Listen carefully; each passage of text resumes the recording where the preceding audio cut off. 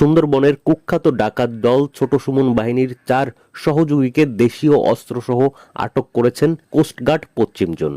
শনিবার সকালে coast guard lieutenant Mohammad Khalid সাফাউল্লাহ জানান, গোপন সংবাদের ভিত্তিতে শনিবার রাত 1টায় কোস্টগার্ড বেস মোংলা কর্তৃক সুন্দরবনের পশুর নদী সংলগ্ন ছোট পদ্মাখাল এলাকায় একটি বিশেষ অভিযান পরিচালনা করা হয়। অভিযান চলাকালীন সময়ে উক্ত এলাকায় কোস্টগার্ডের উপস্থিতি টের পেয়ে ডাকাতরা পালানোর চেষ্টা করে। পরবর্তীতে কোস্টগার্ড আভিযানিক দল ধাওয়া করে একটি একনালা বন্দুক, 4 রাউন্ড তাজা কার্তুজ এবং 4 রাউন্ড ফাঁকা কার্তুজ সহ সুন্দরবনের কুখ্যাত ডাকাত দল ছোট সুমন বাহিনীর 4 সহযোগীকে আটক করে।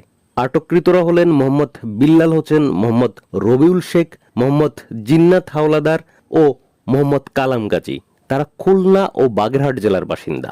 দীর্ঘদিন যাবৎ তারা ছোট সুমন বাহিনীর সঙ্গে ডাকাতি এবং ডাকাত দলকে অস্ত্র, গোলাবারুদ ও রসদ সরবরাহের মাধ্যমে সহযোগিতা করে আসছিলেন।